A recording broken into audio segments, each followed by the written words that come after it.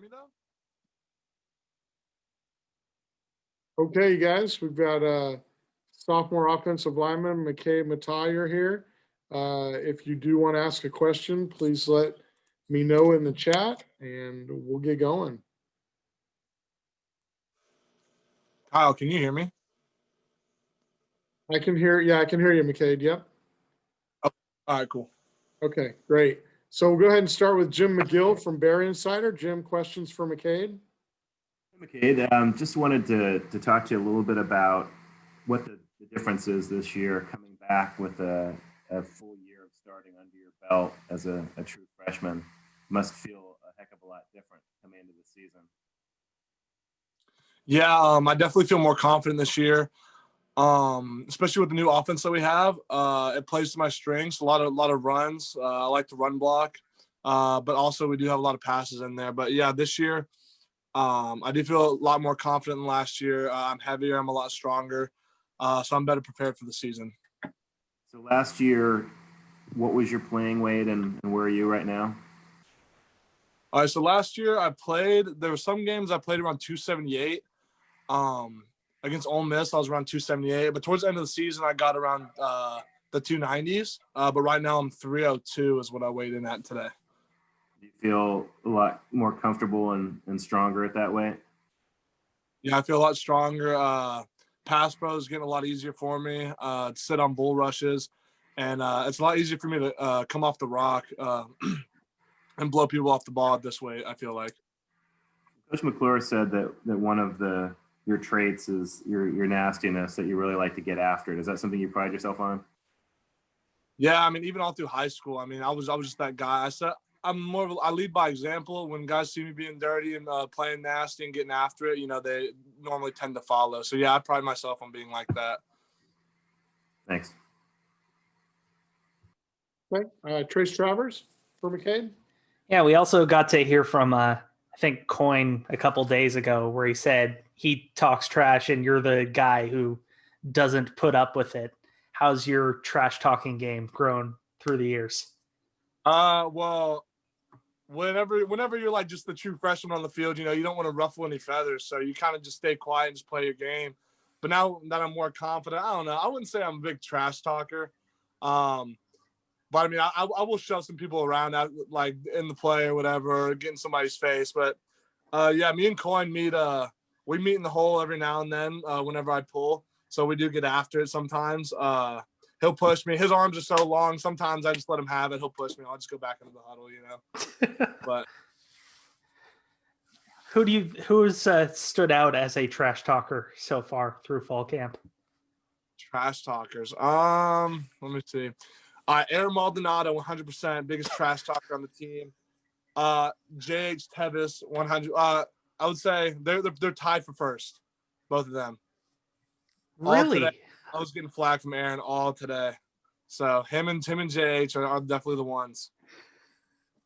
Would not have expected JH in that. He seems pretty quiet from the outside. Oh yeah, I don't know what guy you've talked to. That's fantastic. With one of the things Coach McClure and Coach Musgrave has said is that you've kind of solidified your position at right guard there. How's it?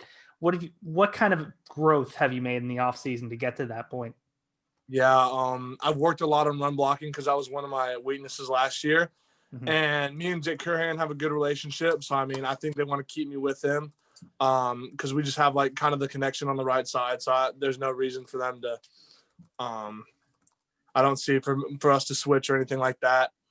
But from last year, worked on my run blocking. Now we have two guys on the right side, 300 plus, who are able to move guys off the rock. So it's good for us. Awesome. Thank you. Yeah, no problem. We'll go back to Jim McGill from Barry Insider. McKade, what have the freshman defensive tackles, nose tackles, have impressed you so far? What's his name? Oh, Ethan. Ethan's pretty good. Me and him kind of get after it sometimes. We do one-on-ones against each other. He'll call me out every now and then. We'll hang out after practice and things like that. He's pretty good. He's a good pass rusher, very natural pass rusher. And Stanley, I don't know Stanley's last name, but you know Stanley? Maybe. Kenzie, yeah. Yeah. So Stanley's a load.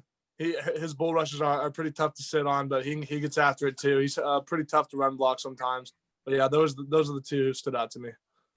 Have you seen much of Ricky or Jayden Roberts?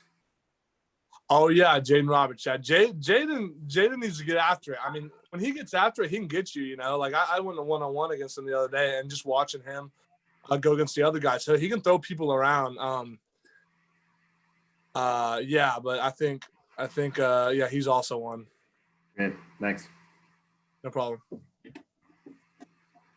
All right. If anybody else has a question, if you could put it in the chat.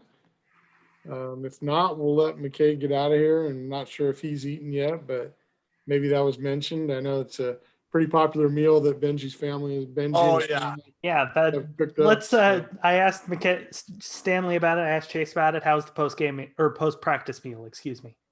Probably the best we've had. That food was great. I haven't finished it yet, but it's pretty insane. It's probably the best we've had since camp started. So.